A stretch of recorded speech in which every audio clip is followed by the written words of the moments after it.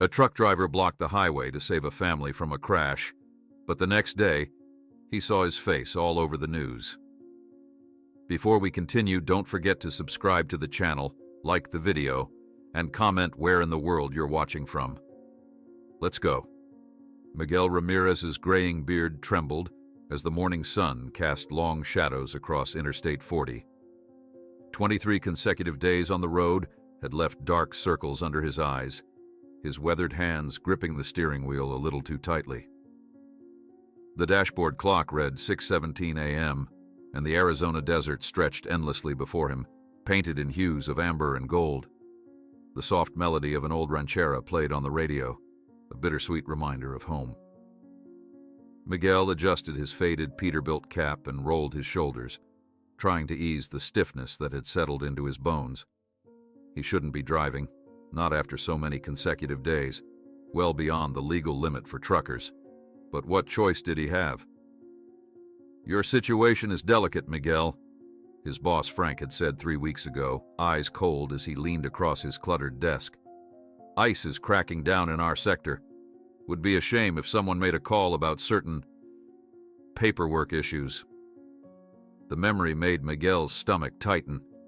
He'd lowered his head then, thinking of Lucia's university tuition, of the promises he'd made to Rosa before cancer took her. "I'll take the extra routes," he'd mumbled, hating the defeat in his voice. A flash of white caught his attention, a vehicle ahead weaving erratically across lanes. Miguel squinted, instantly alert.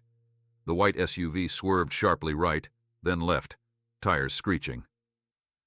Through the rear windshield he glimpsed panicked faces, a woman and children, their mouths open in silent screams. Behind the wheel, a man wrestled frantically with the steering wheel. Miguel's eyes darted ahead, calculating. The highway curved sharply in less than a quarter mile, with concrete barriers lining the outer edge. At that speed, with that trajectory. "Dios mío," he whispered, his mind racing through scenarios in milliseconds. The SUV would never make the curve. It would hit the barrier at full speed.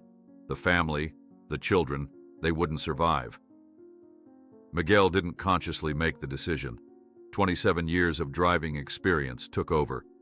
In one fluid motion, he hit his hazard lights and wrenched the steering wheel hard to the left, angling his 18-wheeler diagonally across all lanes of the interstate.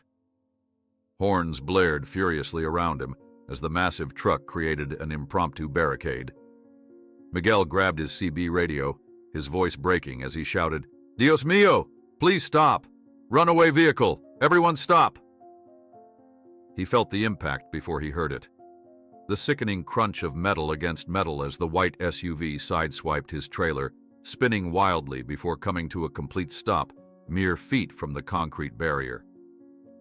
Miguel was already unbuckling his seatbelt, heart hammering against his ribs. Sweat streamed down his face as he leapt from the cab, boots hitting the asphalt hard.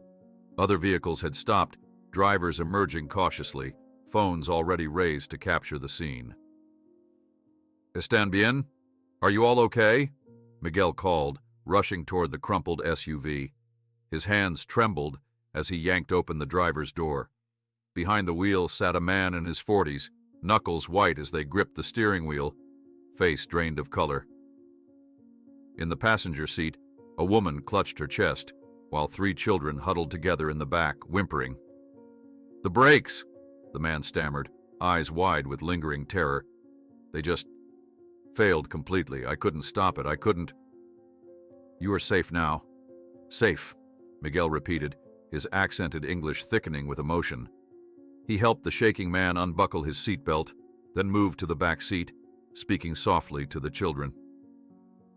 "It's okay, pequeños. You are okay now." The youngest girl, no more than 5, lunged forward and wrapped her arms around Miguel's neck. He carried her gently from the vehicle, handing her to her mother, who had managed to exit on her own. "Thank you," the woman sobbed, clutching her daughter. "Oh God, thank you." Miguel nodded awkwardly, suddenly aware of the growing crowd. Phones pointed at him from every angle, capturing his faded plaid shirt, his worn boots, his Hispanic features as he comforted the blonde-haired children. "My name is Mark," the driver said, extending a trembling hand. "Mark Thompson. You saved our lives." Before Miguel could respond, the wail of sirens cut through the morning air. 2 highway patrol cars approached, lights flashing, followed by an ambulance. Miguel stepped back instinctively, a lifetime of caution reasserting itself. The first officer, a young man with close-cropped hair and mirrored sunglasses, assessed the scene quickly. His gaze lingered on Miguel, taking in his work clothes, his ethnicity, the massive truck now blocking 3 lanes of interstate traffic. "You the truck driver?" he asked, voice clipped. "Psi officer. I saw the car. I'm going to need to see your license, registration, and commercial driving credentials," the officer interrupted, hand already resting on his belt. Miguel's blood turned to ice. His commercial driver's license was valid, his logbook mostly in order despite the consecutive days. He'd learned to fudge the numbers, as most drivers did. But his green card, after Rosa died 3 years ago, overwhelmed by medical bills and grief, he'd missed the renewal deadline. The extension had expired 8 months ago. "Officer, he began, panic rising in his throat. "This man just saved my entire family," Mark Thompson interjected, stepping between them. His voice had regained its strength, authority ringing in every word. "A second longer and we would have hit that barrier at 70 miles per hour. My wife, my children, we'd all be dead." The officer's expression remained impassive behind his sunglasses, but his posture softened slightly. "Still need to see his documentation," he insisted, though less forcefully. "Standard procedure for accidents, especially with commercial vehicles involved." Miguel reached slowly for his wallet, mind racing. Would they arrest him here? What would happen to his truck, to the cargo, to Lucia's tuition payments?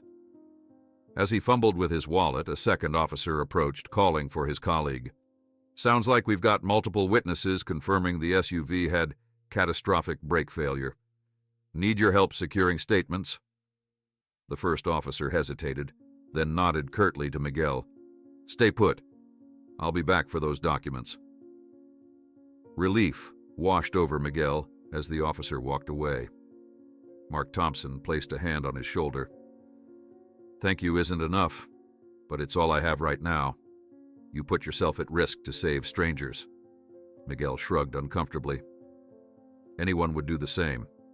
"No," Mark said firmly, "they wouldn't."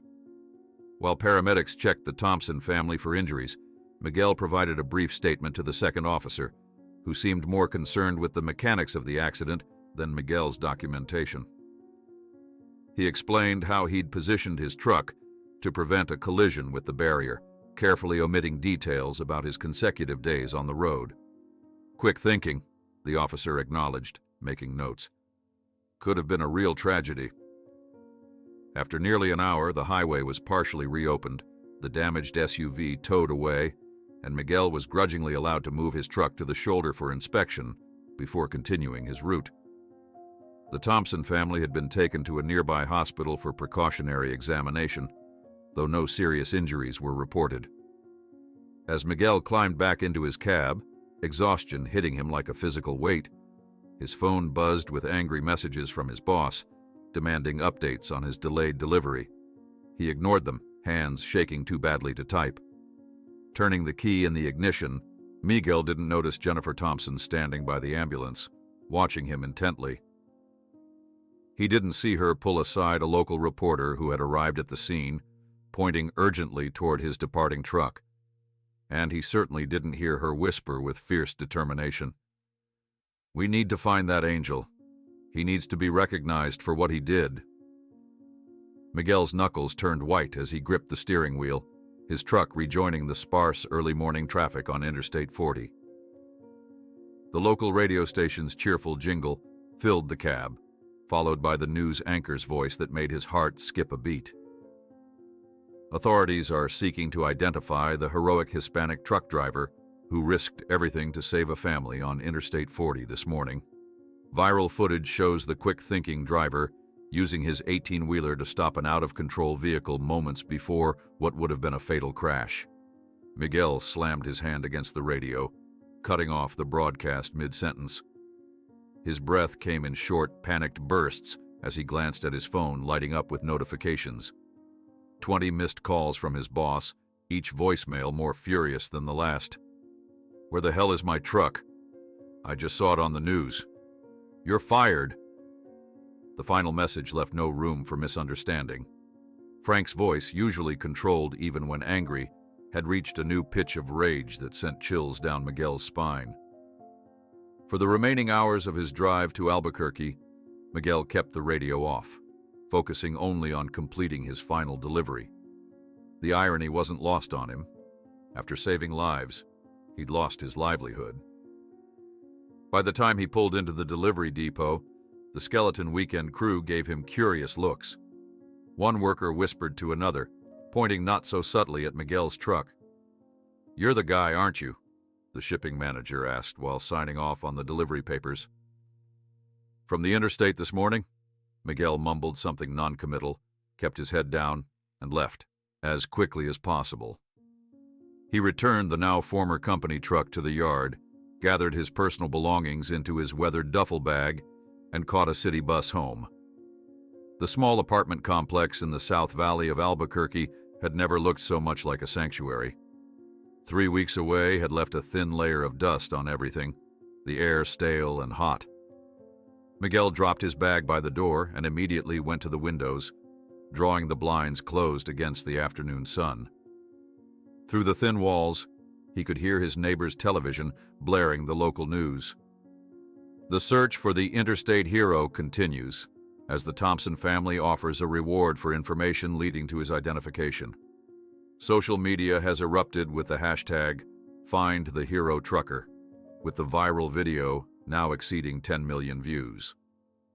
Miguel sank onto his worn couch, head in his hands. His phone showed 27 missed calls, 10 from work, 14 from numbers he didn't recognize, and 3 from his daughter Lucia. Before he could call her back, an insistent knocking at his door made him freeze. "Dad, it's me! Open up!" Lucia's voice, normally a comfort, now filled him with dread. He opened the door to find his daughter, her university backpack still slung over one shoulder, eyes wide with a mixture of panic and pride. She pushed past him into the apartment, already pulling up something on her phone. "It's everywhere, Dad. Your face. On every news channel. My friends are sharing it on Instagram. You've gone viral." She thrust the phone at him, showing a grainy video clearly depicting Miguel helping the Thompson children from the vehicle. "Mija, I can't." Miguel collapsed back onto the sofa, the full weight of the situation crushing down on him. Lucia sat beside him, taking his calloused hands in hers. Her eyes, so like her mother's, searched his face. "What happened with your job? The truck?" "Fired. Company property damage." Miguel smiled bitterly. "Frank saw it on TV, before I could even explain." "But you saved lives. They can't fire you for that," Lucia protested, the indignation of youth burning bright in her eyes. Miguel shook his head slowly. "They can fire me for anything, Mija, and now I have no job, and if they find me..." He gestured vaguely toward the window, where the outside world seemed to be closing in. Through the wall, the neighbor's TV continued its relentless commentary. "Immigration authorities have increased checkpoints on Arizona highways following the viral incident, citing concerns about commercial vehicle safety." Lucia's face fell as understanding dawned. She clutched her father's hands tighter. "I'll postpone my last semester. I can pick up more shifts at the cafe." "No!"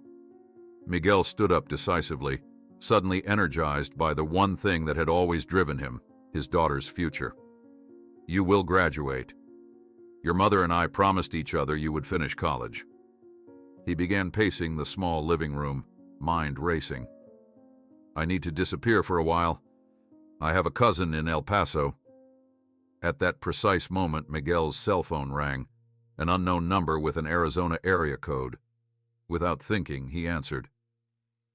"Senor Ramirez?" A female voice spoke, gentle but determined. "This is Jennifer Thompson. We tracked your number through the trucking company. Please don't hang up. We want to help you." Miguel felt the floor disappear beneath his feet. His free hand found the wall for support. "How?" "My husband works in tech, and we have resources." Jennifer's voice took on an edge of efficiency beneath its gentleness. "We know you were fired. We want to compensate you and—" "I don't want money," Miguel interrupted, pride stiffening his spine despite his fear. "Please just forget my name. We understand your concern, but this is bigger than all of us now. Authorities want to speak with you, and honestly, it would be better on our terms than theirs."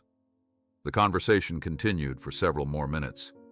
Jennifer explaining how her family wanted to publicly thank him, how lawyers were standing by to help, how his story was inspiring people across the country. Miguel responded with monosyllables, fear building with each passing second. After hanging up, Miguel sat motionless while Lucia showed him her laptop. The hashtag, "The Heroes Have No Borders," was trending nationally, with his image shared millions of times. Video clips from different angles showed his Hispanic features clearly as he calmed the Thompson children. His faded plaid shirt and worn Peterbilt cap, now famous identifiers. "Dad," Lucia whispered, pointing to another news segment. "There are immigration officials giving interviews, saying they want to interview the highway hero." Miguel's phone buzzed again, another unknown number. He silenced it without looking. "They're using this to set up checkpoints," he murmured, his worst fears crystallizing. "To catch others like me." That evening, while the sky turned purple over the Sandia Mountains, Miguel packed a small backpack with essentials, a change of clothes, his emergency cash, a faded photograph of Rosa, and the cross she'd given him before their wedding 30 years ago. Lucia watched from the doorway of his bedroom, arms crossed tightly over her chest. "At least let me drive you to El Paso," she pleaded. Miguel shook his head firmly. "Too dangerous for you to be involved. I'll take the Greyhound." "And then what, Dad? Hide forever? This won't go away." Lucia's voice cracked. "Those people, the Thompsons, they want to help. Maybe we should let them." "You don't understand, Mija. People like us, we don't get happy endings in these stories." Miguel zipped the backpack closed with finality. "I'll call when I'm settled." Lucia's phone chimed with a news alert. Her face paled as she read it. ICE officials have announced they're actively seeking information about the heroic truck driver for recognition purposes. "Recognition purposes," Miguel repeated, bitterly. "That's what they call deportation now?" As darkness fell completely, Miguel checked bus schedules on Lucia's laptop, planning his escape. The earliest bus left at 5:30 a.m. He would need to leave the apartment by 4:01 to reach the station safely. He made Lucia promise to stay at her campus apartment for the next few days, to tell anyone who asked that she hadn't seen him. "I don't like lying," she protested. "It's not lying if they have no right to the truth," Miguel replied, quoting something Rosa used to say. Near midnight, Lucia finally agreed to leave, promising to return the next morning to check if he was still there before his planned departure. Miguel walked her to her car, scanning the darkened parking lot for unfamiliar vehicles. After a tearful goodbye, he returned to the apartment and double-locked the door. Sleep was impossible. Miguel sat in his armchair by the window, occasionally peering through the blinds at the quiet street below. His mind raced with contingency plans, with regrets, with fears for Lucia's future if he was detained or deported. Shortly after 3 a.m., he began his final preparations. He washed his face, changed into nondescript clothes, and tucked Rosa's photograph into his wallet. The emergency cash, Nearly $4,000 saved over years for just such a crisis went into various pockets, never too much in one place. He wrote a letter to Lucia, explaining where she could find important documents, including the deed to the small house in Chihuahua that had belonged to his parents. If worst came to worst, she would have something. As Miguel placed the letter on the kitchen table, heavy knocking echoed through the apartment. 3 sharp, authoritative knocks that could only mean one thing. His blood turned to ice as they came again, harder this time. Lucia peered through the window and turned to him, her face drained of color. "Ice," she whispered. Miguel grabbed his daughter by the shoulders, guiding her toward the hall bedroom with the fire escape. "Go down the back stairs, don't look back." "I won't leave you," Lucia protested, tears streaming down her face. "I am your father. You will obey me." His voice left no room for argument, channeling a parental authority he rarely invoked. As the knocking became more insistent, Miguel took a deep breath, straightened his worn plaid shirt, and walked to the door. His hand hesitated on the knob for just a moment before he pulled it open, prepared to face his fate. But instead of immigration officials, he found Mark Thompson standing there, accompanied by a man in an impeccable suit. "Senor Ramirez?" Mark smiled nervously, glancing over his shoulder at the darkened parking lot. "We need to talk. Quickly." "They're on their way," said the man in the impeccable suit, quickly introducing himself as Josh Bernstein, immigration attorney. "We intercepted ICE communications thanks to a contact at Homeland Security. Your apartment will be raided in less than 20 minutes. Miguel remained frozen in the doorway, his body a barrier between these strangers and his home. Behind him, Lucia hovered anxiously, her eyes moving rapidly between her father and the unexpected visitors. "How can I trust you?" Miguel asked, his voice barely above a whisper. Mark Thompson stepped forward, holding up his phone. On the screen, a live video showed Jennifer Thompson surrounded by reporters, microphones thrust toward her determined face. "And we refuse to allow the man who saved our children to be treated like a criminal," Jennifer was saying, her voice steady despite the tension in her face. "If the authorities want to find him, they'll have to go through us first." "My God," Miguel murmured, gripping the doorframe for support. "You don't understand what you're doing." "We understand perfectly," Josh replied, checking his watch. "But we don't have time. We have a plan, but we need to go now." Lucia appeared beside her father, grabbing her backpack from the hook by the door. "I'm coming with you." Miguel started to protest, but Josh raised a hand to stop him. "Family stays together when possible. My car's at the back of the complex. We need to move." As they hurried down the hallway toward the rear exit, Josh outlined their strategy in hushed tones. They would hold an impromptu press conference in front of the ICE regional office, using media presence as temporary shield while Josh's firm prepared emergency petitions. "Public opinion is on your side," Josh explained as they reached his black sedan. "But we need to transform that into legal protection fast." "This is crazy," Miguel muttered, sliding into the back seat beside Lucia. "You're making it worse." Mark turned from the passenger seat. "Maybe, but running wasn't going to work either. ICE had your apartment under surveillance since this afternoon." The car pulled away from the complex, Josh taking a circuitous route through back streets. In the dim glow of dashboard lights, Miguel saw his daughter's face set with determination that reminded him painfully of Rosa. "What about your job, your studies?" he asked her softly. "Some things are more important," she replied, squeezing his hand. As they drove through the pre-dawn darkness, Josh's phone buzzed constantly. He answered on speakerphone, speaking rapidly to colleagues mobilizing resources. Mark made calls of his own, coordinating with Jennifer, who was already at the ICE office with local media. "Our firm has been tracking cases like yours," Josh explained during a brief lull. "Undocumented individuals with decades of contribution, whose only violation is paperwork. The system is broken, And your story is the perfect illustration. I'm not a political statement, Miguel said firmly. I'm just a man who wants to be left alone. Unfortunately, Josh replied, making a sharp turn onto the highway, that choice is no longer available. They arrived at the ICE regional office just as the sun peeked over the horizon.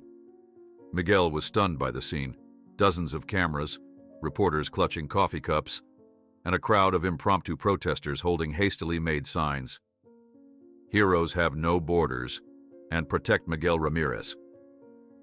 Jennifer Thompson spotted their car and rushed over as they parked, her face lined with tension, but eyes bright with purpose. She threw her arms around Miguel in an unexpected hug. "Thank you for trusting us," she whispered, before turning to embrace Lucia as well. Josh quickly assessed the situation, pointing out key media figures and explaining their strategy. A small podium had been set up on the sidewalk opposite the ICE building, carefully positioned on public property. "We're not breaking any laws," Josh assured Miguel. "We're exercising First Amendment rights while filing for emergency relief." "And if they arrest me anyway?" Miguel asked. "They'll have to do it on camera, in front of the nation," Josh replied grimly. "Sometimes visibility is the only protection." As Miguel approached the makeshift podium, cameras swiveled toward him, recognizing the bearded face, the same plaid shirt from the viral video.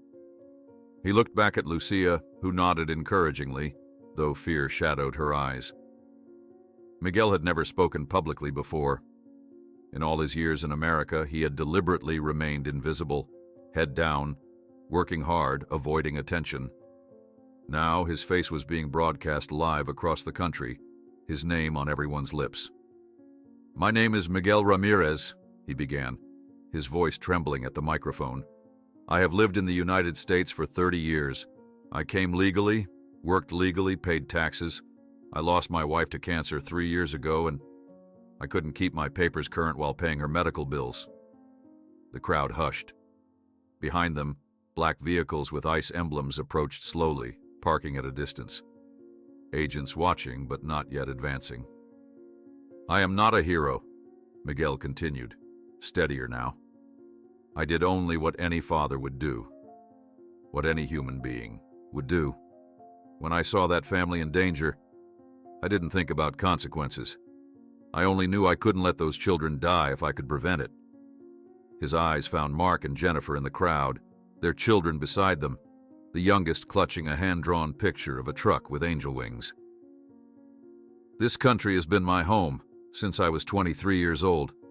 My daughter was born here. My wife is buried here. I have paid taxes every year, even when I could barely afford food." Miguel's voice grew stronger with each word. "I made one mistake. After Rosa died while working double shifts to pay hospital bills, I missed a deadline. A piece of paper expired. Does that erase 30 years of contribution?" The crowd responded with shouts of support. Reporters frantically took notes. Cameras zoomed in on Miguel's weathered face. Behind the crowd, ICE agents began to move, speaking into radios, coordinating their approach. Josh stepped to Miguel's side, a folder of documents in hand. "We're prepared to file these petitions immediately," he said loudly, ensuring his voice carried to the news cameras. "Mr. Ramirez deserves due process and humanitarian consideration." The ICE agents pushed through the crowd now, badges displayed. Josh positioned himself strategically, cameras capturing every movement as he met the lead agent halfway. "We have an emergency petition," Josh announced loudly, making sure the cameras caught every word. "And a federal judge in Phoenix has just issued a temporary stay order." The agent, a middle-aged man with a carefully neutral expression, hesitated. He murmured into his radio, then approached Miguel directly. "Mr. Ramirez, you'll need to come with us for processing," he said, his tone professionally detached. "Not without his attorney," Josh intervened, "and we have a court order." The agent examined the document Josh thrust forward, aware of the cameras recording every second. After a tense moment, he nodded slightly. "You can accompany your client counselor, but he's still coming with us." Miguel locked eyes with Lucia across the crowd. She started pushing toward him, panic written across her face. "Stay with the Thompsons," Miguel called to her firmly. "Trust me. Trust them." "Dad!" Lucia broke through, reaching for his hand as the agents began to escort him toward their vehicle. "I'll be fine, Mika," he said with more confidence than he felt. "Josh will be with me. Go with Jennifer." Jennifer appeared beside Lucia, putting a protective arm around her shoulders. "We'll take care of her, Miguel. I promise." As the agents guided Miguel toward the waiting vehicle, the crowd's mood shifted, anger and protest rising. Josh quickly addressed them. "This is procedural only. We have legal protections in place. Please, remain peaceful. That's what helps Mr. Ramirez most now." Miguel entered the back of the black SUV, the doors closing with a heavy finality. Through the window, he watched his daughter grow smaller, Jennifer and Mark flanking her protectively. The sight triggered a flood of memories, carrying little Lucia on his shoulders through the streets of Albuquerque, promising her that one day she would go to university, a dream that now seemed to crumble before him. The SUV pulled away from the curb, reporters running alongside for a few yards before falling back. Josh sat beside Miguel, already on his phone, coordinating with colleagues, his voice a steady stream of legal terminology Miguel barely understood. "What happens now?" Miguel asked quietly, as the ice building disappeared from view. "Now we fight," Josh replied, not looking up from his phone. "And we have something they don't expect." "What's that?" Josh finally looked at him, a grim smile on his face. "Public opinion. Your story is trending nationally. The White House press secretary was just asked about you in the morning briefing. This isn't going to be handled like a typical case." Miguel stared out the window at the city passing by, the same streets he'd driven for decades, now seeming alien and hostile. He thought of Rosa, wondering what she would say about all this. She had always been the brave one, the one who pushed back against injustice. "I just wanted to give Lucia a good life," he said softly, "to keep my promise to Rosa." "I know," Josh replied, his voice gentler now, "and that's exactly why we're going to win this." The ICE vehicle merged onto the highway, heading toward the detention facility. Miguel closed his eyes, Rosa's face vivid in his memory. "Watch over our daughter," he whispered in Spanish. "I'll find my way back to her somehow." The detention cell was frigid, the metal bench forcing Miguel to hunch uncomfortably to avoid the chill seeping through his thin plaid shirt. 24 hours had passed since his arrest, each minute an eternity of uncertainty. The fluorescent lights never dimmed, making sleep nearly impossible. His thoughts constantly returned to Lucia. Was she safe? Had his attempt to protect her only made things worse? The cell door's small window darkened as someone peered in. Keys jangled, and the heavy door swung open. "Ramirez?" called a guard with a bored expression. "Visitor." Miguel rose stiffly, his back protesting after hours on the hard bench. He followed the guard down a sterile hallway to a small room divided by a scratched plexiglass barrier. To his surprise, Josh Bernstein sat on the other side, now accompanied by a middle-aged woman with severe posture and intelligent eyes behind rimless glasses. "Miguel," Josh stood as he entered. "This is Judge Elena Cortez from the federal court. She's come personally." The judge studied Miguel with a penetrating gaze that seemed to look straight through him. She didn't offer her hand, the barrier prevented that, but nodded with a dignity that commanded respect, despite her modest height. "Mr. Ramirez, your hearing has been moved up due to extraordinary circumstances," she said, her voice carrying authority, without needing volume. "Hearing?" Miguel frowned, looking between the judge and Josh in confusion.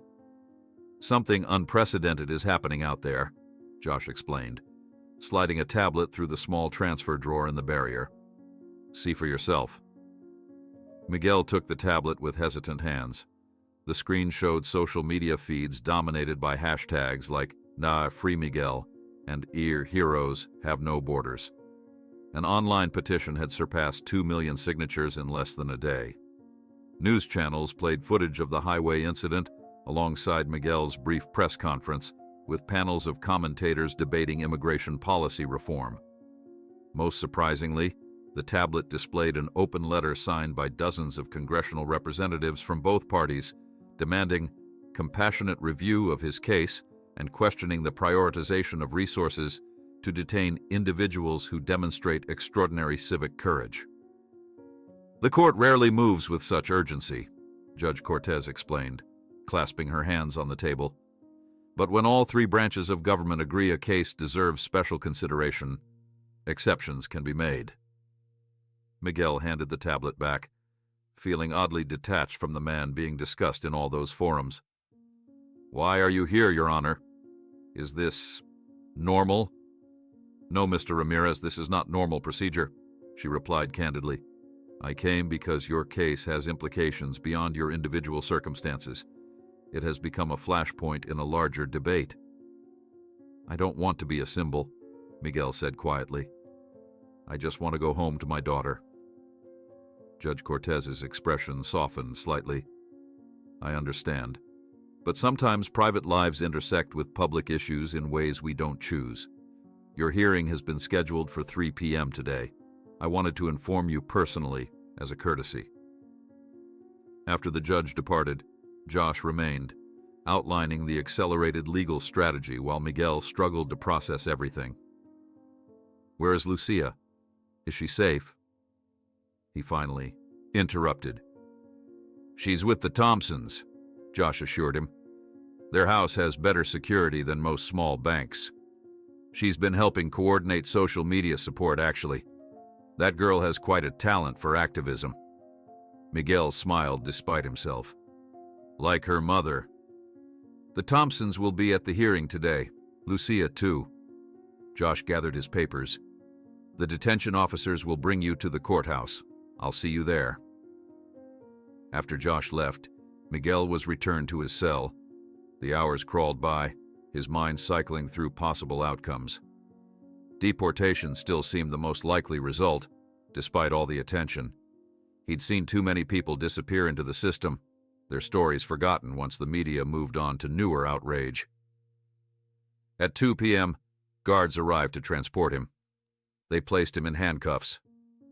"Standard procedure," they insisted, before leading him to a van with tinted windows. The drive to the courthouse was short, but tense. Miguel watching familiar Albuquerque streets pass by, wondering if this might be his last time seeing them. The courthouse appeared ahead, its modernist architecture a stark contrast to the traditional adobe buildings surrounding it. Miguel was surprised to see crowds gathered outside, many holding signs with his name and face. As the van approached a side entrance, he glimpsed reporters stationed at every approach, cameras ready. Inside, Miguel was led through back corridors to a makeshift courtroom. Not the grand federal chamber he had expected, but a repurposed conference room within the detention center complex. Josh waited inside, conferring with colleagues surrounded by stacks of documents. "Unusual venue," Josh explained, helping Miguel to his seat at the defense table. "Judge Cortez ordered this arrangement for security and to avoid a media circus." The small gallery filled quickly. Miguel turned to see the Thompsons in the first row, Mark, Jennifer, and their 3 children, all wearing blue ribbons. Beside them sat Lucia, eyes red from crying, but chin raised defiantly. She gave him a small wave, mouthing, "Te quiero, papa." Behind them sat reporters with notepads, a few court officials, and surprisingly, several of Miguel's former colleagues from the trucking company.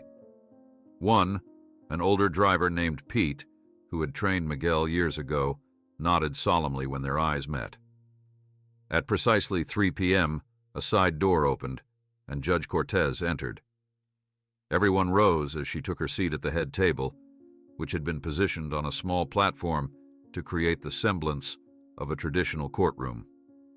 "Be seated," she instructed, adjusting her glasses as she opened a folder. "This is an unusual proceeding in both venue and timing, but the circumstances warrant flexibility. We are here to address the immigration status of Miguel Ramirez. She looked directly at Miguel. Mr. Ramirez, please stand. Miguel rose on unsteady legs, his handcuffs clinking softly. Those restraints are unnecessary, Judge Cortez said sharply to the guards. Remove them. After a guard unlocked the handcuffs, Miguel rubbed his wrists, feeling exposed under the judge's penetrating gaze. Mr. Ramirez, this court has extensively reviewed your case. Your legal entry 3 decades ago, your impeccable work and tax history, and the circumstances that led to your documentation expiring.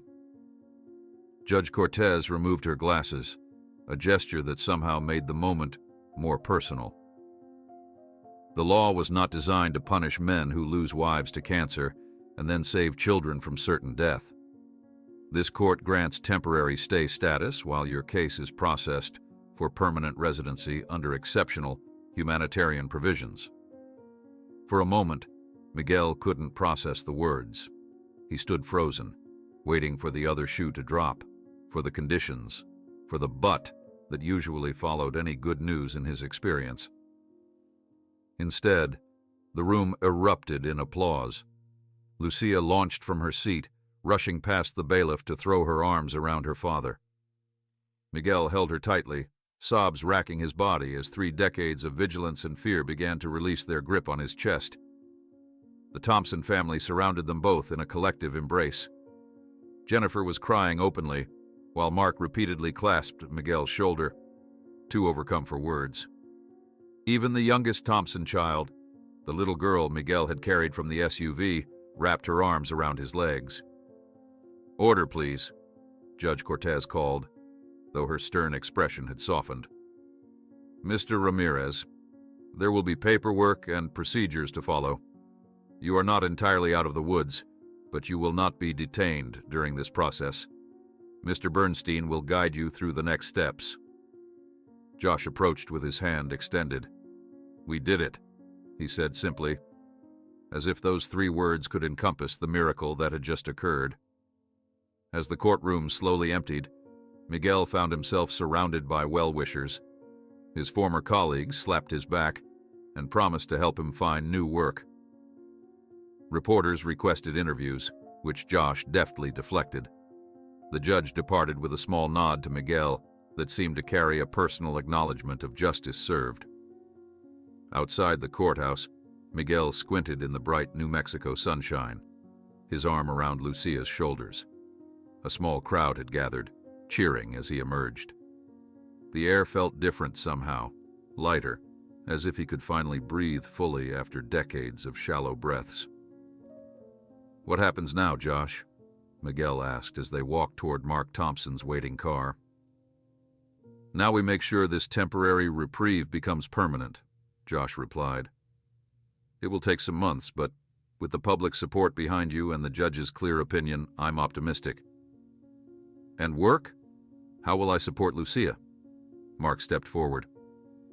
Actually, I have some ideas about that. Jennifer and I have been talking.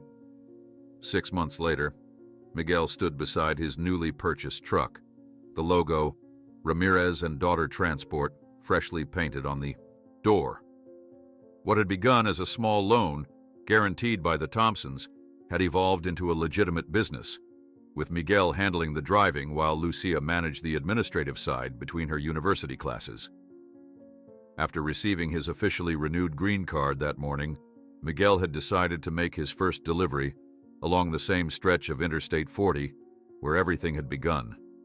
He adjusted his worn cap, stroked his now completely gray beard, and smiled at the small photo of Rosa he had mounted on the dashboard. You always said every problem has a solution, mi amor, he murmured, adjusting the rearview mirror that now displayed a sticker. Heroes have no borders. His radio crackled with Lucia's voice from the dispatch office. Everything okay out there, Dad? Miguel smiled, accelerating back onto the highway. Everything's fine, mija. I'm finally driving my own road. The reporter's microphone hovered inches from Miguel's face as they stepped out of the courthouse. Mr. Ramirez, How does it feel being called a national hero across the political spectrum when just days ago you feared deportation? Miguel hesitated, the sudden question highlighting the absurdity of his situation. Before he could formulate an answer, Josh smoothly intervened, placing a hand on Miguel's shoulder. Mr. Ramirez is grateful for the court's decision and the public's support, but he needs time with his family right now, Josh said, gently guiding Miguel and Lucia through the crowd of journalists. Camera flashes burst around them as they made their way to Mark Thompson's waiting SUV, ironically similar to the one Miguel had saved months ago. The drive back to Miguel's apartment was mostly silent, exhaustion settling over him like a heavy blanket. When they arrived, he was stunned to find his modest front door decorated with flowers, handwritten cards, and small American flags left by strangers who had somehow discovered his address. This is... Miguel trailed off, lacking words, to describe the surreal transformation of his life. Overwhelming, Lucia finished for him, collecting the cards and flowers as they entered the apartment. Inside was no less surprising. The small kitchen table held fruit baskets, more cards, and a stack of envelopes that Lucia explained had been arriving daily. Messages of support from across the country, some containing small donations, others just heartfelt thanks. "You've touched people, Miguel," Jennifer said as the Thompson family followed them inside. "Your story made them question assumptions they didn't even know they had." Mark pulled out a chair at the kitchen table. "We should talk about next steps. Josh will be here soon with the paperwork for your temporary status."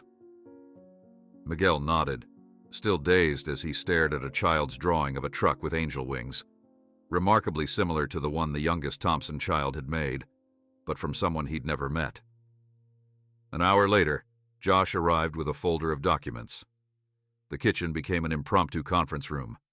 Miguel, Lucia, the Thompsons, and Josh crowded around the small table, coffee mugs precariously balanced among legal papers.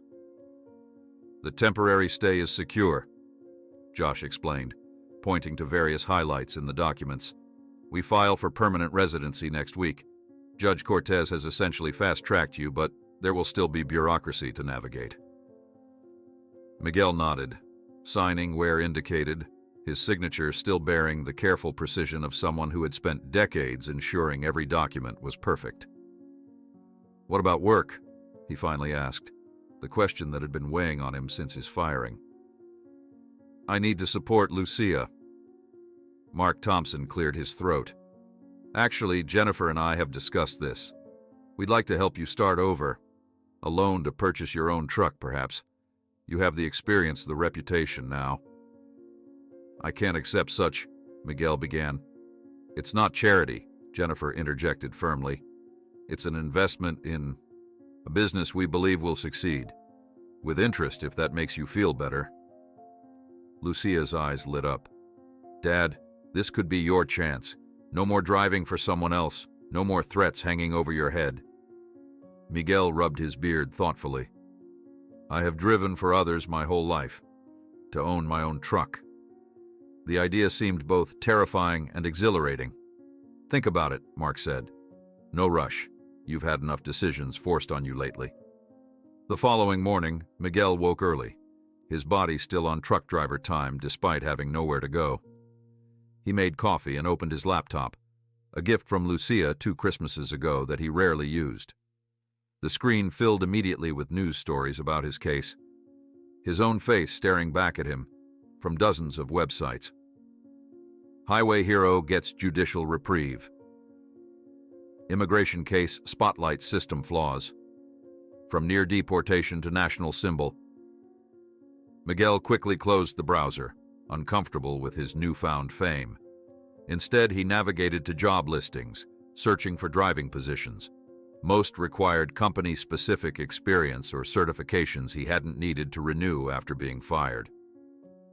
Later that morning, he ventured outside for the first time since the hearing. His intention was simply to buy groceries, but his walk through the neighborhood became a surreal experience. Neighbors who had barely nodded to him for years now waved enthusiastically. An elderly woman crossed the street specifically to shake his hand. 2 young boys asked for his autograph on their notebooks. "I am just a truck driver," he kept saying, bewildered by the attention. "You're more than that now," his neighbor Mrs. Guzman told him as he helped her carry groceries to her door. "You've given people like us a face they can't ignore." By the time Miguel returned home, he felt emotionally drained. Lucia arrived from campus with her backpack full of textbooks, her phone constantly buzzing with notifications. "My professors want to know if you'd speak to our Latino Student Association," she said, unpacking groceries. "I told them you're still adjusting." "Good," Miguel said firmly. "Your education comes first. This attention will fade, but your degree is forever. You will finish college as we promised your mother." Lucia embraced him tightly. "What about you? Have you thought about the Thompsons' offer?" "I'm still considering," he replied, though in truth, the idea had occupied his thoughts constantly. The following day, Miguel attended an interview at a small logistics company on the outskirts of Albuquerque. The office was modest, the fleet just 5 trucks, but the manager had called personally after seeing Miguel's story on the news. "I'll be honest, Mr. Ramirez," the manager said, recognizing him immediately. "We can't match what you were making before, but we're a family business. No logging violations, no exploitation. Your experience would be valuable to us." It was a fair offer, and Miguel was tempted by the legitimacy and stability. But as he drove home in Lucia's borrowed car, he found himself calculating how many years it would take at that salary to help Lucia through law school, a dream she had recently confessed. That evening after dinner, Miguel drove to the cemetery. He placed fresh flowers on Rosa's grave, then sat on the small bench nearby, speaking softly in Spanish as he had done every month since her passing. "Everything has changed, mi amor," he told her. "Your photo is on television. Can you believe it? Our quiet life." He sighed, looking up at the darkening sky. "Lucia wants to become a lawyer now. She says my case inspired her. Always our brave girl, no?" The ringing of his phone interrupted his contemplation. It was Josh, calling with updates on the immigration process. "We're making progress," Josh assured him. "But these things take time, even with judicial support. Stay patient." After hanging up, Miguel remained at the cemetery until stars appeared overhead. The same. Stars would be visible over Chihuahua, where he was born. Sometimes the arbitrary nature of borders struck him most forcefully when looking at the sky. At home, he found Lucia watching a news program where a panel debated immigration policy, using Miguel's case as their primary example. "The question isn't just about this one man," argued a well-dressed commentator. "It's about what kind of system deems a person good enough to work, pay taxes, and save American lives, but not good enough to live here legally." Miguel switched off the television. "Enough politics for tonight." "It's your life they're talking about," Lucia pointed out. "Exactly, my life, not a talking point." Miguel sat heavily on the couch. "I just want normal again." "Normal changed when you turned that truck, Dad." Lucia took his hand. "Maybe that's not entirely bad." The following week brought unexpected visitors. Jennifer Thompson arrived unannounced at their apartment, carrying a professional-looking folder. "I hope I'm not intruding," she said, though her determined expression suggested she would proceed regardless. "I have a proposal." Inside the folder was a business plan: financing for Miguel to purchase a used but reliable truck, insurance coverage, initial client contacts through Mark's tech company connections, and a structured loan repayment plan. "We've done the math," Jennifer explained, spreading documents across the coffee table. "With your experience and the contacts we can provide, you could be profitable within 6 months." Lucia, who had arrived home midway through Jennifer's presentation, grabbed a pencil and began making notes in the margins, her mind already racing ahead. "We could call it Ramirez and Daughter Transport, Dad," she exclaimed, sketching a quick logo on scratch paper. I could handle the business side while finishing school. Miguel studied the documents carefully. The proposal was surprisingly thorough, with reasonable terms and thoughtful contingencies. It wasn't charity. It was a viable business proposition. Still, years of cautious living made him hesitate. "I need time to think," he said finally. Jennifer nodded. "Of course, it's a big decision." After she left, Miguel and Lucia stayed up late discussing possibilities, risks, and dreams that suddenly seemed within reach. By morning, Miguel had made his decision. Later that week, he sat at the Thompsons' dining room table, pen hovering over the contract that would fundamentally change his future. The terms were fair, the opportunity genuine. With a deep breath, he signed his name. Just as he completed the final signature, his phone vibrated in his pocket. Glancing at the screen, Miguel was surprised to see Boss Frank on the caller ID, the man who had fired him and threatened him for years. Miguel stared at the phone, watching it ring, the name flashing like a warning from his past life. Miguel stared at the phone, Frank's name pulsing on the screen like a warning from his past. After 4 rings, he drew a deep breath and pressed the answer button. "Miguel, thank God you answered." Frank's voice crackled through the speaker, uncharacteristically nervous. "Listen, I've been trying to reach you for days. This whole situation, it was a terrible misunderstanding." "A misunderstanding?" Miguel repeated, his voice flat as the Thompsons exchanged concerned glances across the table. "The firing, I mean. Company policy, you understand. But now that things have settled, I'd like to offer your position back. Same roots, even a small raise." Miguel caught Mark's eye, noting the businessman's subtle headshake. "Why would you want me back, Frank? You called me a liability." "Water under the bridge." Frank's forced chuckle scraped against Miguel's ear. "You're experienced, reliable. The clients have been asking about you specifically now that you're, well, you know, famous." The real reason became clear. Frank feared bad publicity. A company that fired a national hero might suffer consequences in the court of public opinion. "I have other plans now," Miguel replied, surprising himself with how easily the refusal came. "But thank you for the call." "Don't be hasty, Miguel. You have a green card situation to consider, and I have connections that—" "My situation is being handled, Frank. Goodbye." Miguel ended the call, a weight lifting from his shoulders as he silenced the phone and placed it face down on the table. Jennifer smiled encouragingly. That couldn't have been easy after all those years. "Easier than I expected," Miguel admitted, tapping the signed contract with his fingertip. "Perhaps because I can see a different path now." The following week passed in a blur of activity.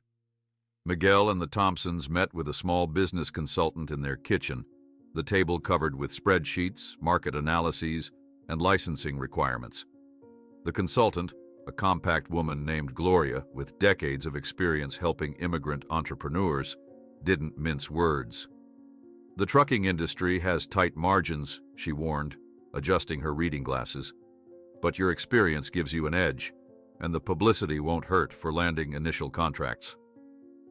Lucia arrived late that evening, bursting through the door with her laptop open to display a design she'd created during her lunch break. "Look," she exclaimed, turning the screen toward them. "A logo for Ramirez and Daughter Transport."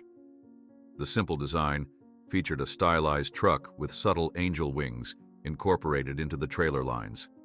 Miguel touched the screen gently, moved by his daughter's enthusiasm and the symbolic reminder of how their journey had begun. "It's perfect, Mija," he said softly. 3 days later, Miguel's former colleagues appeared at his door without warning. Pete, the veteran driver who'd trained him years ago, along with Hector and Danielle, carrying aluminum containers of homemade food and 6-packs of beer. "Heard you're starting your own outfit," Pete said gruffly, as Miguel ushered them inside. About damn time. Over tamales and beer, they shared news about the company. Frank was struggling, having lost contracts after the negative publicity. Working conditions remained poor, with drivers still pressured to falsify logs and drive beyond legal hours. "We came to warn you," Hector said between bites. "Frank's been talking to people, saying you were an unreliable driver, trying to damage your reputation before you get started." Miguel nodded, unsurprised. "I expected something like this." "We've got your back," Danielle assured him. "Half the fleet is ready to quit if you need experienced drivers." Their support warmed Miguel, though he cautioned them against hasty decisions. "Build your own safety nets first," he advised, thinking of the precarious years he'd endured under Frank's threats. The following morning, Miguel and Mark visited First Southwest Bank to discuss business loans. Despite the Thompsons' guarantee, the bank manager's enthusiasm cooled noticeably when reviewing Miguel's application. "Your credit history is solid, Mr. Ramirez, but your immigration status remains transitional," the manager explained delicately. "Once your permanent residency is confirmed, we could certainly revisit."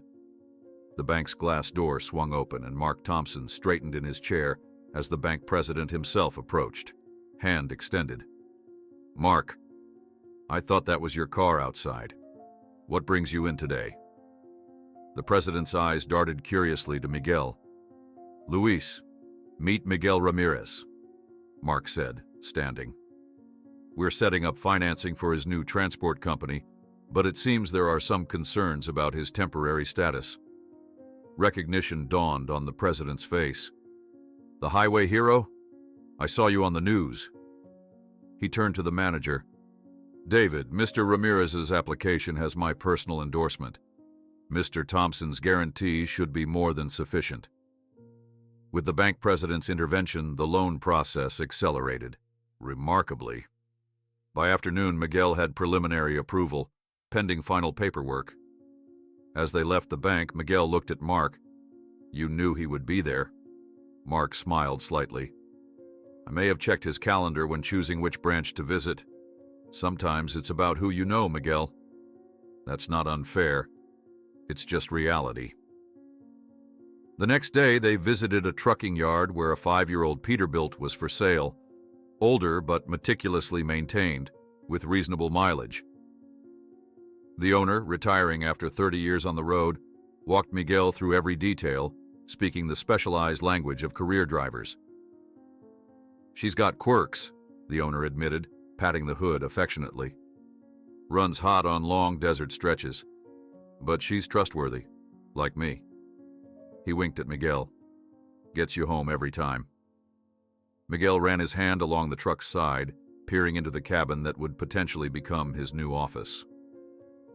"I understand trustworthy," he said, thinking of the countless hours he'd spent in similar cabs, watching America scroll past his windows. That evening, his phone rang with Josh's number. The attorney sounded uncharacteristically tense. "Miguel, we need to talk. Your former employer has filed a complaint with Immigration Services claiming you knowingly falsified work hour logs and operated equipment in violation of safety regulations." "That's what he forced all drivers to do," Miguel protested, pacing his small living room. "He threatened our jobs if we didn't comply." "I know," Josh said grimly. "But he's trying to paint you as a willing participant in regulatory violations.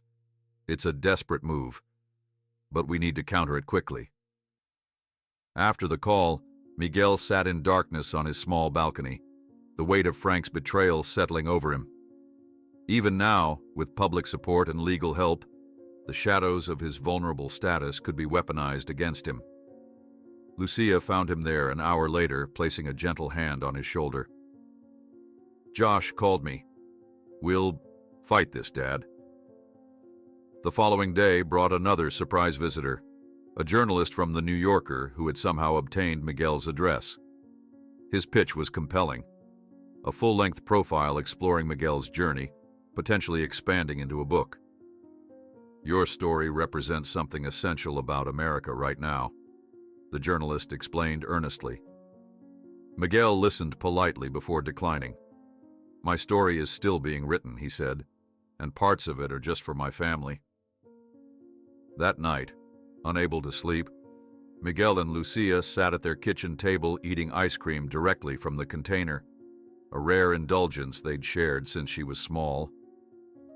"People see what they want in you now," Lucia observed, licking her spoon. "A symbol, a cause, a story to sell." "Fame changes how people see you, not who you are," Miguel replied, thinking of Frank's sudden desire to rehire him and the bank president's swift intervention. "I'm still just a man who wants to drive trucks and see his daughter graduate college." "And now own his own business," Lucia added with a smile. Miguel nodded thoughtfully. "That part is new." 2 weeks later, after finalizing the loan and purchasing the Peterbilt, Miguel supervised the painting of Ramirez and Daughter Transport on its doors. The truck had been thoroughly inspected and serviced, ready for its first job, delivering computer components for one of Mark Thompson's business associates. Standing in the morning sun, watching the painter add the finishing touches to Lucia's angel-winged logo, Miguel felt a complex mixture of pride, fear, and determination. Every immigrant's journey contained these emotions, but rarely were they so concentrated into such public moments. His first day as an owner-operator brought another unexpected interaction. Delivering the components to a tech company in Santa Fe, Miguel was met by a nervous facility manager who pumped his hand enthusiastically. "It's an honor to have our products transported by you." "Sir," my wife cried watching your story, "would you mind a photo for our company newsletter?" Miguel obliged awkwardly, still uncomfortable with his celebrity, but understanding it now came with his new territory. As he completed the delivery paperwork, he noticed the manager had stamped "Priority Handling" across the forms. On the drive back to Albuquerque, Miguel's radio crackled with Lucia's voice from their new home office. "How was the first official delivery, Dad?" "Smooth," he replied, smiling at the professional tone she was affecting as company dispatcher. "But they treated me like I was delivering gold bars instead of computer parts." "Get used to it," she laughed. "You're the famous Ramirez of Ramirez and Daughter now." The following week, Miguel filed his official business registration paperwork at the county clerk's office. The clerk, a young man with tattooed arms, did a double take when processing the forms. "Wait, you're the truck driver from the highway. My 6-year-old son has your poster in his room. He wants to be a truck driver now." "There's a poster?" Miguel asked, bewildered. The clerk nodded enthusiastically. "The one where you're helping those kids from the car. Someone made it with Heroes Drive Among Us on it. Sells out at the campus bookstore." Miguel shook his head in wonder as he left the office, his new business legally established. The world had changed around him in ways he couldn't have imagined.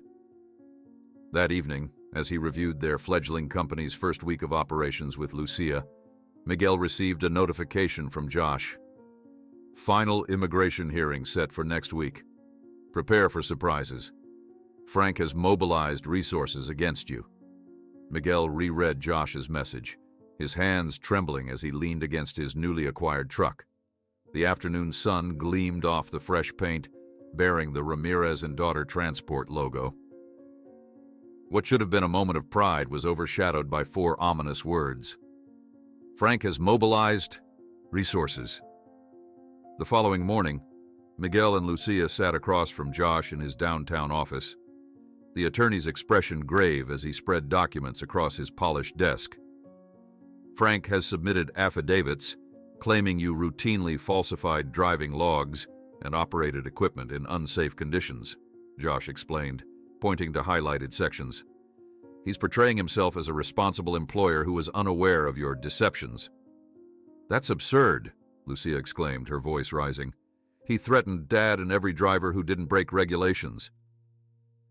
Miguel stared at the papers, the legal language swimming before his eyes. "He's trying to make me the criminal." "Exactly," Josh nodded grimly. "And he's not acting alone. He's aligned himself with a group called Secure Borders that's providing legal support. A news segment playing on Josh's office television caught Miguel's attention. There was Frank standing before microphones alongside men in suits bearing Secure Borders lapel pins. Frank's rehearsed expression of concern couldn't mask the vindictive gleam in his eyes. As employers, we must ensure all workers follow safety regulations, Frank was saying. When immigrants abuse our system and endanger Americans on our highways, we must take a stand. Josh muted the television. They're trying to reframe the narrative, make this about public safety rather than their exploitation of workers. Miguel clenched his fists on his knees. He forced us to drive beyond legal hours. He falsified the company logs himself. We know, Josh assured him, and we're going to prove it. But you need to be prepared. This hearing won't be the simple formality we hoped for. That evening, Miguel sat alone at his kitchen table, a cardboard box open before him. Inside lay the physical remnants of his 30 years in America. Faded photographs of himself and Rosa when they first arrived, their original marriage certificate, Lucia's birth certificate and childhood drawings, and the documentation of his initially legal entry, visa stamps in an expired passport from a country that felt increasingly distant. His fingers lingered on a photograph of Rosa holding infant Lucia, her smile radiant, despite the simple surroundings of their first apartment. "I need your strength now, mi amor," he whispered. The sound of the front door interrupted his reverie. Lucia entered, her expression transformed from the worried young woman who had left Josh's office earlier. Now her eyes shone with determination as she dropped her backpack on the counter. "I've mobilized the entire social science department and the law club," she announced without preamble. "We're organizing a support demonstration for the hearing. Professor Martinez is helping coordinate." Miguel started to protest. "Mija, you shouldn't. This isn't just about us anymore, Dad." She sat across from him, taking his weathered hands in hers. "Your case is making people question the whole system. My professors are using it in their immigration policy classes." Before Miguel could respond, another knock came at the door. Mark and Jennifer Thompson arrived carrying bags of takeout food, their faces bearing the same determined look as Lucia's. "Strategy dinner," Jennifer announced, unpacking containers of enchiladas and tamales. "We thought it would be good to talk through next steps together." What began as a tense meal gradually transformed into something warmer as they discussed the hearing preparation. Mark detailed how his tech company colleagues were analyzing Frank's business records for inconsistencies. Jennifer, who had begun volunteering with an immigrant rights organization since Miguel's case began, shared insights on media strategy. As they ate, Miguel's phone rang constantly. Josh with updates about additional witness statements, reporters seeking comments about Frank's allegations, and supportive messages from former colleagues willing to testify about the company's illegal practices. "This is becoming bigger than I ever wanted," Miguel sighed as the evening wound down. "I just wanted to drive my truck and help Lucia finish school." "Sometimes we don't choose our battles," Jennifer replied softly. "They choose us." After the Thompsons left and Lucia retreated to her room to coordinate with her university contacts, Miguel found himself unable to sleep. At 3 a.m, he grabbed his keys and drove through the deserted streets of Albuquerque, eventually merging onto Interstate 40, heading west. An hour later, he pulled to the shoulder at the exact spot where he had intercepted the Thompsons' vehicle months ago. Stepping from his car, Miguel stood in the cool desert night, stars blanketing the sky above the silent highway. The concrete barrier still bore faint scrape marks from the near miss that had changed everything. Standing there, Miguel was transported back 30 years, remembering the hope that had filled his 23-year-old heart as he and Rosa crossed the border legally, documentation carefully organized in a plastic folder Rosa had purchased specifically for their American dream. He recalled the pride in following every rule filing every form, their determination to build a legitimate life in their adopted country. How had that earnest young couple become the middle-aged man now fighting deportation, his decades of contribution reduced to a bureaucratic oversight? The eastern horizon gradually lightened as Miguel remained lost in reflection. Only when the first morning traffic began appearing did he return to his car, his mind clearer than it had been in days. The following afternoon, Miguel and Lucia visited Rosa's grave.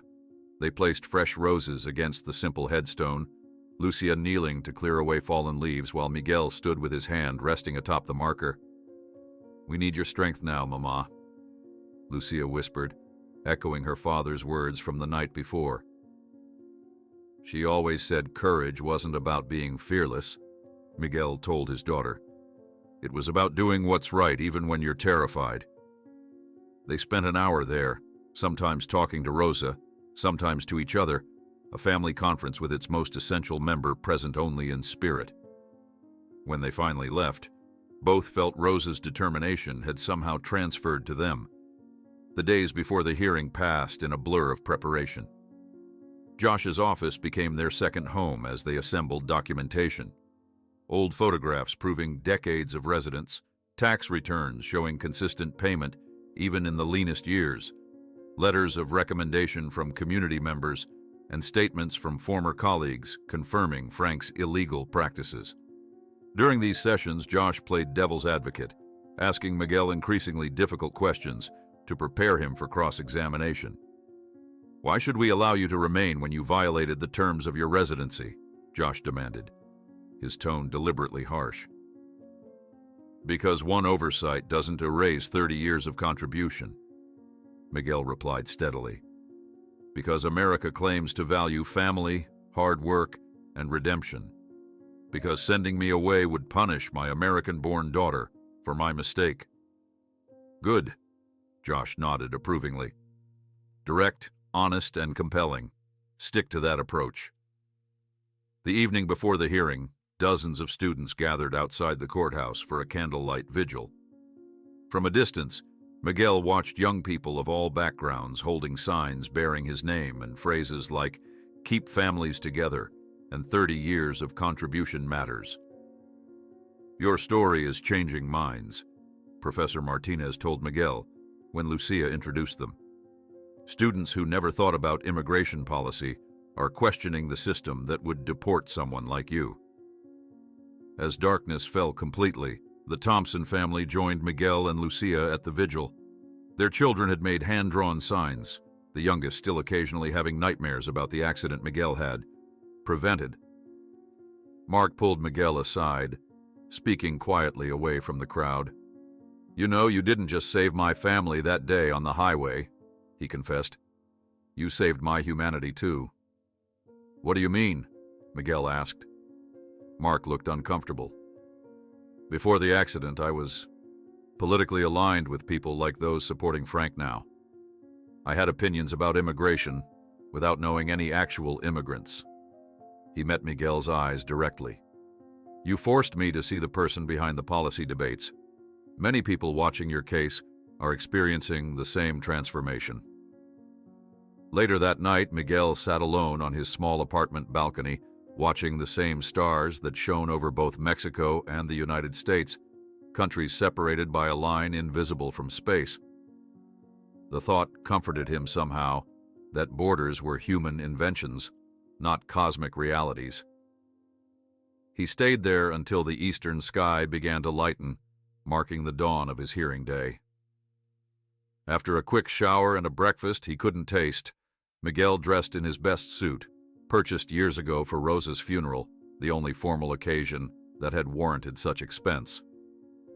Lucia emerged from her room in a conservative blue dress, her university backpack replaced by a small professional handbag Jennifer had lent her. They embraced silently before heading to meet Josh at the courthouse. In the car, Miguel's phone rang. An unknown number. Something made him answer rather than ignore it, as he typically would have done. "Listen carefully," said a softly threatening voice. "Go back to your country on your own, or we'll make your life hell." no matter what the court decides today. On the morning of the hearing, Miguel received an anonymous call with a softly threatening voice. "Go back to your country on your own, or we'll make your life hell, no matter what the court decides today." Miguel ended the call without responding, his hand trembling slightly as he slipped the phone back into his pocket. The anonymous threat echoed in his mind, but he decided against sharing it with Lucia. She was already anxious enough. There was no need to add this sinister voice to her burdens. "Everything okay, Dad?" Lucia asked, noticing his expression. "Just nerves," Miguel replied, forcing a smile as they approached the courthouse. The scene outside was unlike anything Miguel had imagined. Two distinct crowds had formed on opposite sides of the wide stone steps. On one side stood supporters with now familiar signs: "Heroes have no borders," and 30 years of contribution matters. University students, organized by Lucia, wore matching blue ribbons. Reporters with cameras and microphones positioned themselves strategically between the groups. On the opposing side, a smaller but vocal crowd carried different messages: "Enforce our laws" and "Americans first." At their center stood Frank, surrounded by representatives from the Secure Borders organization, all in matching navy blue blazers with American flag pins. Police officers formed a human corridor between the factions, maintaining an uneasy peace as Miguel and Lucia approached. Journalists immediately recognized them, cameras swinging in their direction, questions flying from all sides. Josh was waiting at the bottom of the steps, his normally casual demeanor replaced by formal precision in an expensive suit. He guided them through the media gauntlet with practiced efficiency. "Remember what we practiced," Josh murmured, shielding them from the most aggressive reporters.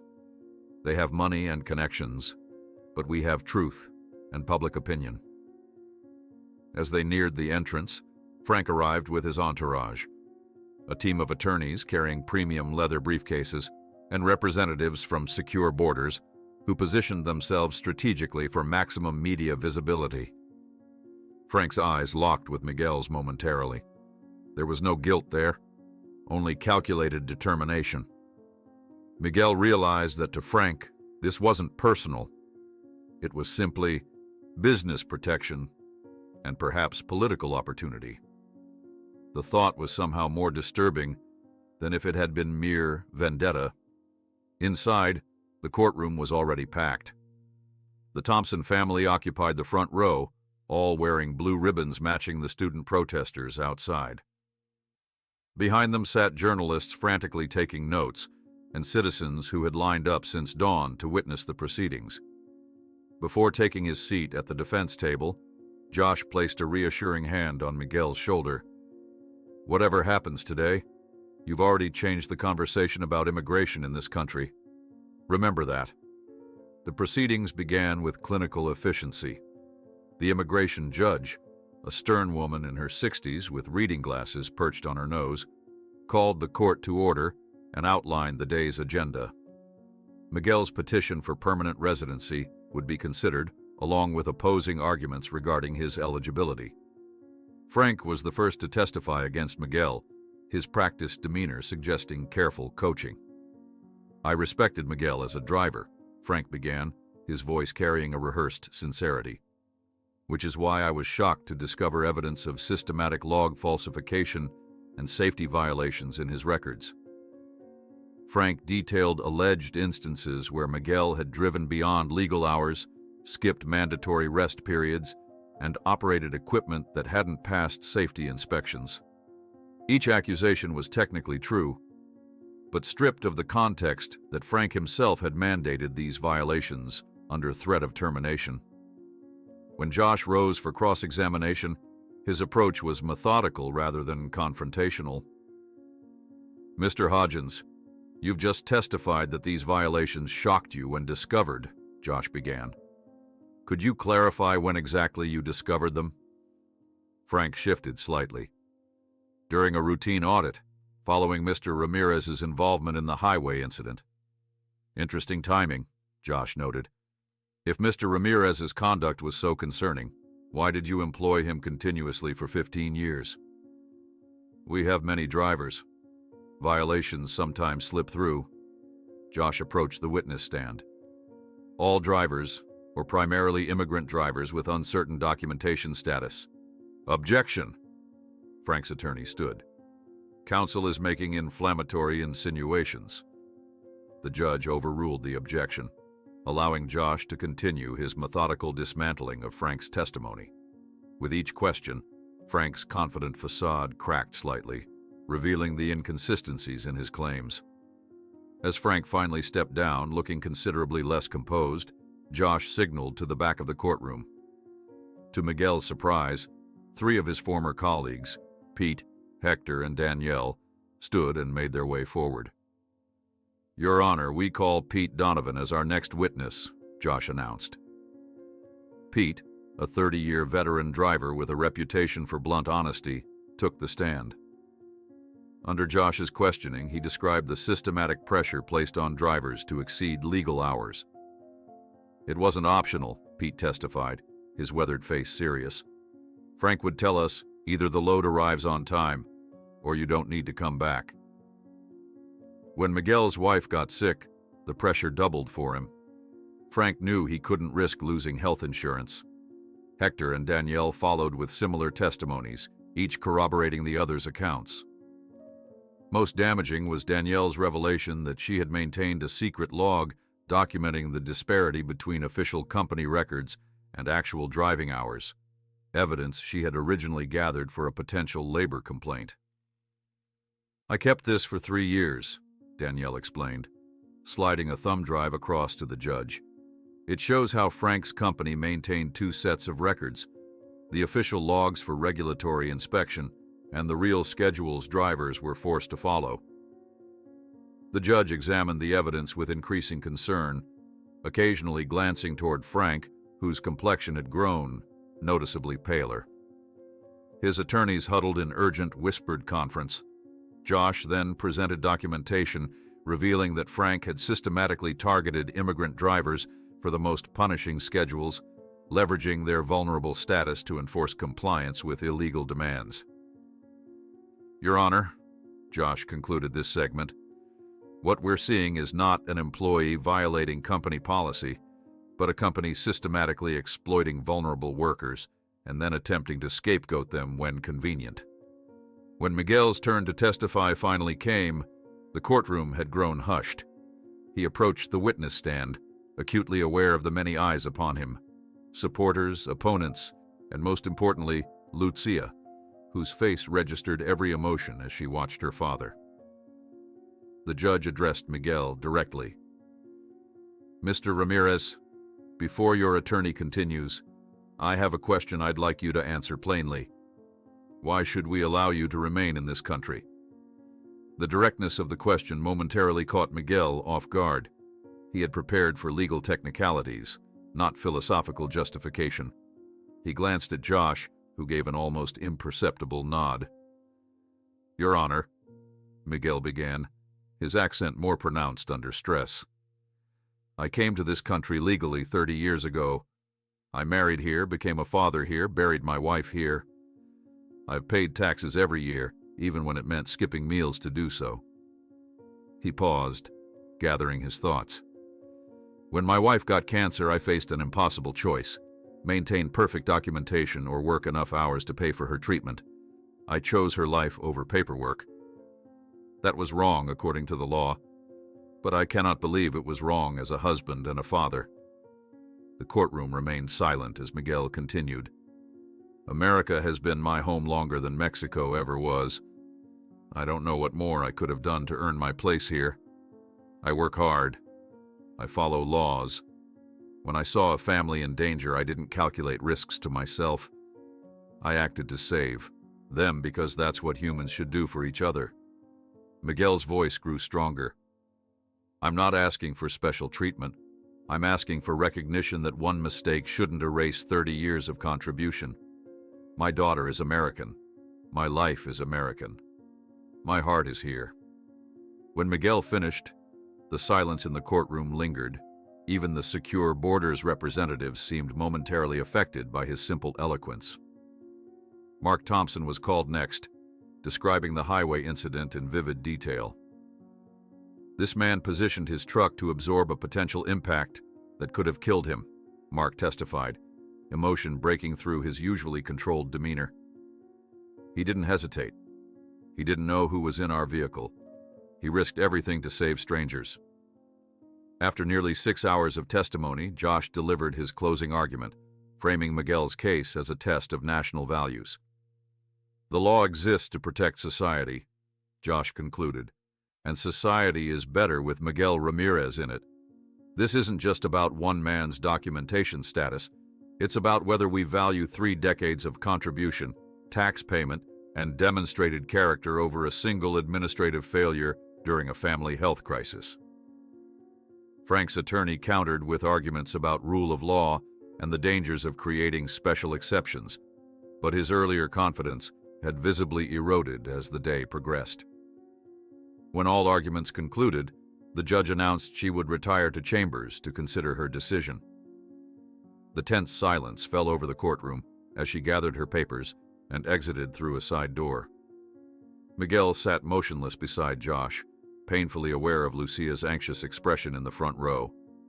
The Thompsons flanked her protectively, Jennifer holding her hand.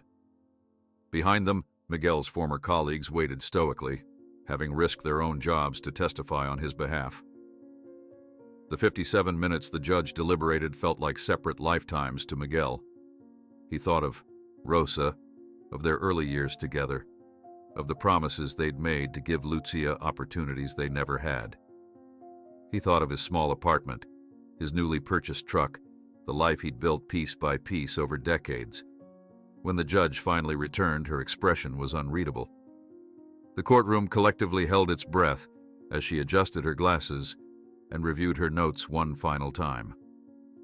After considering all testimony and evidence, the judge announced with a firm voice, "This court not only grants permanent resident status to Miguel Ramirez, but also orders an immediate federal investigation into the labor practices of Frank Hodgins' transport company." Jubilant cheers erupted in the courtroom as the judge's words rang out. Miguel remained frozen in disbelief, the reality of her decision unable to penetrate the protective shell of doubt he'd built around himself over decades. Lucia was the first to reach him, tears streaming down her face as she flung her arms around his neck, her body shaking with sobs against his chest. "We won, Papa," she whispered against his ear. "We really won." The Thompsons surrounded them in a tight circle, their faces mirroring the same joy and relief. Behind them, Miguel's former colleagues exchanged handshakes and backslaps, their testimony vindicated by the judge's decision. Only then did Miguel fully comprehend what had happened. The shadow that had haunted him for years had finally lifted. At the opposing table, Frank stood abruptly, his face flushed with rage. He muttered something to his attorneys and stalked toward the side exit, avoiding the main doors where media waited. The secure borders representatives followed, their expressions grim as they realized their poster case had backfired spectacularly. Josh shook Miguel's hand firmly. "Congratulations. This is just the beginning of Frank's problems. A federal investigation will uncover every driver he's exploited." Outside the courthouse, an impromptu press conference formed on the steps. Miguel, still dazed by the outcome, found himself standing before a forest of microphones, cameras capturing his stunned expression. "Mr. Ramirez, how do you feel about the judge's decision?" called out a reporter from the front. Miguel cleared his throat, searching for words. "Grateful," he said simply, "to the judge for seeing the truth, to my attorneys for fighting so hard, to the Thompsons for believing in me, to everyone who supported us." "What are your plans now?" asked another journalist. Miguel glanced at Lucia, who stood proudly beside him. "To build our business, to help my daughter finish her education, to live without fear for the first time in many years."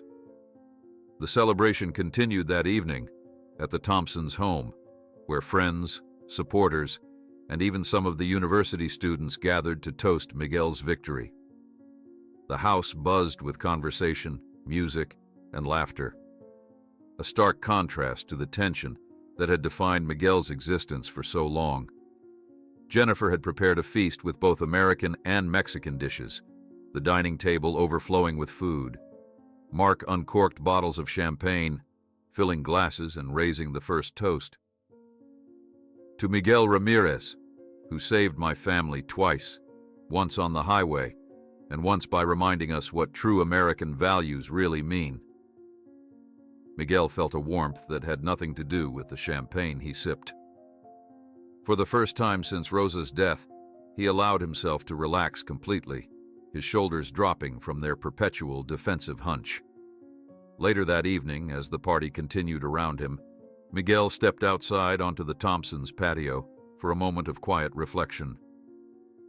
The stars shone brilliantly in the New Mexico sky, the same stars Rosa had loved to watch. "We did it, mi amor," he whispered upward. "Lucia will be okay now." The screen door slid open behind him, and Lucia stepped out, wrapping a light shawl around her shoulders against the evening chill. "There you are," she said, softly. "I was looking for you." "Just taking a moment," Miguel replied, putting his arm around her shoulders. "Thinking about your mother. She would be so proud of you." Lucia leaned her head against his shoulder. "I'm going back to school next week. I'll graduate in 3 months, Dad. We made it." The following weeks brought a flurry of activity as Miguel's life transformed. Local news coverage of the federal investigation into Frank's company dominated headlines, with former employees coming forward with additional evidence of labor violations. Frank himself had gone conspicuously silent, his attorney issuing brief statements about cooperating fully with authorities. Meanwhile, the modest office of Ramirez and Daughter Transport became increasingly busy. The phone rang constantly with new clients, many specifically requesting Miguel's services after recognizing his name from media coverage. Lucia balanced her final semester courses with managing the administrative side of the business, often studying at the small desk they'd installed in the corner of the office. Miguel found himself in the unexpected position of needing to expand operations. With more contracts than he could personally fulfill, he decided to hire additional drivers. His first interviews were with 2 immigrants whose stories paralleled his own, both with proper documentation but struggling to find employers who would treat them fairly. "I know what it's like," Miguel told them during their orientation. "Here, you'll drive legal hours, take required breaks, and never be asked to falsify logs. Your safety and our clients' trust are worth more than any rushed delivery." One rainy Tuesday afternoon, while Miguel reviewed routes for the following week, the office door opened to admit a woman he didn't recognize. She introduced herself as Elena Rodriguez, a representative from the Immigrant Workers Alliance. "Your case has become something of a touchstone, Mr. Ramirez," Elena explained, accepting the coffee Lucia offered. "We work with many people in situations similar to yours. Long-term residents whose documentation issues stem from circumstances beyond their control." Miguel nodded cautiously, still wary of attention despite his legal victory. "We're wondering if you would consider speaking at some of our community events," Elena continued. "Your voice could help many people understand the real human impact of our immigration system." Miguel hesitated, torn between his lifelong instinct to avoid the spotlight and the undeniable impact his story had already made. "I am not a politician or an activist," he said finally. "I'm just a truck driver." "Exactly," Elena smiled. "That's precisely why people listen when you speak. You're authentic." After she left, Miguel sat quietly, considering her request while Lucia watched him thoughtfully. "What are you thinking, Dad?" she asked. "I'm wondering what is my responsibility now," he replied slowly. "For 30 years, my only goal was to work hard and stay invisible. Now people want me to be visible, to speak for others. I don't know if I'm the right person." "Who better?" Lucia asked simply. That evening, Miguel received a call from Josh with an update about Frank. He's cooperating with federal investigators, Josh explained. Apparently, he was part of a network of companies exploiting immigrant drivers across 3 states. He's providing names in exchange for leniency.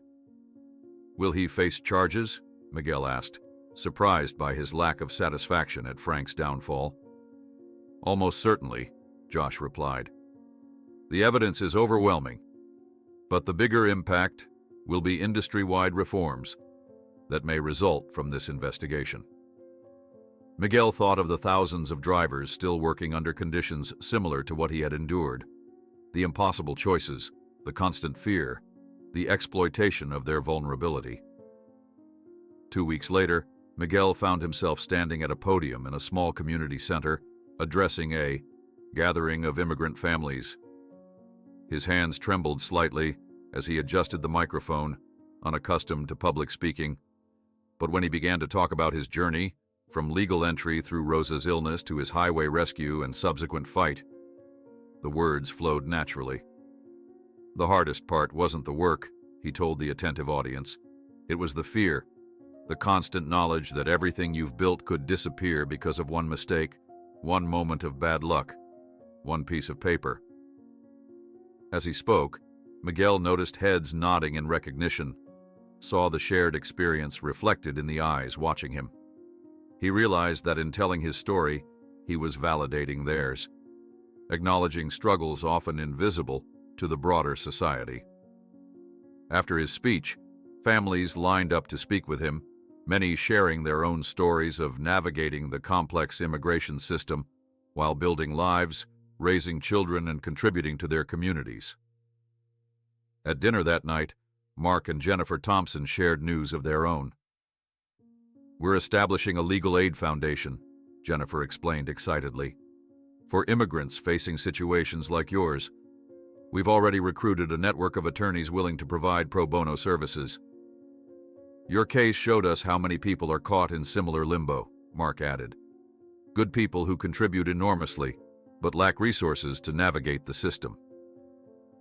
The following month, Miguel found himself visiting an immigration detention center, accompanying Josh on a legal outreach mission. The stark facility with its high fences and institutional atmosphere brought back the terror of his own brief detention. Inside, faces pressed against glass windows, eyes watching him with a mixture of curiosity and hope as Josh introduced him to detainees awaiting hearings. Many of these people have cases similar to yours, Josh explained quietly. But without the public attention, their chances are much slimmer. That night, Miguel couldn't sleep, the faces from the detention center haunting him. He realized that his relative privilege, 3 decades of building American connections, the dramatic circumstances of his highway rescue, the powerful allies he'd found in the Thompsons, had shaped his outcome as much as the legal merits of his case. When an invitation arrived to testify at a state congressional hearing on immigration reform, Miguel accepted without hesitation. His testimony, delivered in his straightforward manner, resonated across political lines. He spoke not of partisan positions, but of human experience, the reality of living in the shadows while contributing to society, the impossible choices faced by families, the arbitrary nature of a system that could erase decades of contribution over a single missed deadline. 6 months after the court hearing, Miguel sat for an interview with a documentary filmmaker who had been following his story. For the first time, he felt comfortable sharing the complete arc of his journey, from his childhood in Mexico to his current life as a business owner and reluctant activist. I never wanted attention, he told the filmmaker as they sat in his truck, the New Mexico landscape stretching behind them. I only wanted to work hard and give my daughter opportunities. But perhaps this was my true purpose all along, to help others understand that immigration isn't about politics. It's about people trying to build better lives. As the interview concluded, a notification chimed on Miguel's phone. He glanced down to see an email from the U.S. Citizenship and Immigration Services. With slightly trembling fingers, he opened it to find an official envelope with the USCIS seal. Inside was not only his renewed green card, but also a formal invitation to begin the naturalization process and become an American citizen. Miguel sat at his kitchen table, the official envelope from U.S. Citizenship and Immigration Services open before him. His weathered fingers traced the edges of his newly renewed green card, the plastic smooth and cool against his skin. Beside it lay the formal invitation to begin the naturalization process, a path to becoming an American citizen after 30 years of calling this country home. "Is this real?" he whispered to himself, still unable to fully believe the transformation his life had undergone in less than a year. From the hallway came the sound of hurried footsteps. Lucia burst into the kitchen, already dressed in her graduation gown, cap in hand. "Dad, we're going to be late," she exclaimed, then paused when she saw the documents spread before him. Her expression softened immediately. They came. Miguel nodded, carefully returning the precious items to their envelope. "Just this morning. Perfect timing, no?"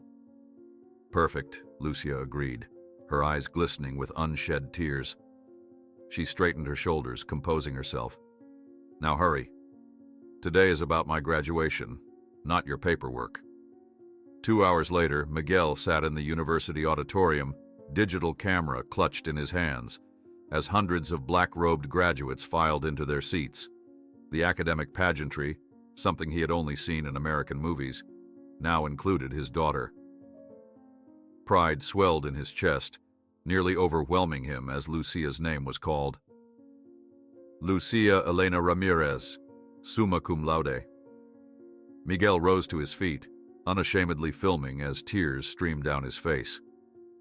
3 rows ahead, Jennifer Thompson turned to flash him a thumbs up, she and Mark having arrived early to secure prime seating for Miguel. Afterward, amidst the chaos of families finding graduates, Miguel finally spotted Lucia through the crowd. She ran to him, diploma case clutched in one hand, and embraced him fiercely. "We did it, Papa," she whispered, echoing her words from the courthouse months earlier. "No, mija," Miguel corrected gently. "You did it. Your mother would be so proud." Later that evening, as they shared a celebratory dinner with the Thompsons and Josh Bernstein at a restaurant nicer than Miguel had ever visited before his life changed, Lucia tapped her water glass with a spoon to gain everyone's attention. "I have an announcement," she said, her expression serious but eyes bright with excitement. "I've been accepted to law school. I start this fall." Miguel's fork clattered against his plate. "Law school? But you never said—" "I wanted to be sure before telling you," Lucia explained. "The admissions decision came yesterday." She reached across the table to take her father's hand. "I want to help people like us, Dad. I want to make the system work better." Miguel found himself speechless, overcome with emotion. Josh raised his glass in a toast. "To the future Attorney Ramirez," he said with genuine warmth. "The legal profession will be better with you in it." 3 weeks later, the small office of Ramirez and Daughter Transport hummed with activity. The wall map now displayed colorful pins marking routes across the entire Southwest, 5 trucks operating regularly, with consistent contracts. Miguel studied the dispatch board where Lucia, still managing the business part-time until law school began, had organized the week's deliveries. "Hector needs to take the Phoenix route," Miguel noted, tapping one of the schedules. "His sister lives there, and it's her birthday." Lucia smiled, making the adjustment. "Always taking care of your drivers." "They take care of me," Miguel replied simply. "That's how business should work." The office door opened, admitting Pete, now officially retired from Frank's former company and working part-time for Miguel as a dispatcher and trainer. "Got the quarterly fuel numbers," Pete announced, waving a folder. "We're running 15% more efficient than industry average. Your maintenance schedule is paying off." Miguel nodded with satisfaction. The lessons learned during years of struggling under Frank's exploitative management had translated into practices that prioritized both efficiency and driver well-being. Their reputation for reliability and ethical operations had spread quickly among shipping clients. That afternoon, Miguel called his 5 employees together for their weekly meeting. They gathered in the small break room, a diverse group united by their shared profession. Miguel had hired selectively 2 immigrants like himself, a single mother returning to work after raising children, a veteran struggling with PTSD, and a former long-haul driver with a disability that prevented extended routes, but not local deliveries. "Next month, I'll be in Washington for 3 days," Miguel informed them, still finding it surreal that he, once so careful to avoid any official attention, was now deliberately stepping into the spotlight. "The Congressional Subcommittee on Immigration Reform has invited testimony. Our boss goes to Congress while Frank goes to court," Hector chuckled, referring to the ongoing federal case against Miguel's former employer. "Perfect justice." "Not justice," Miguel corrected mildly. "Just opportunity to make things better for others."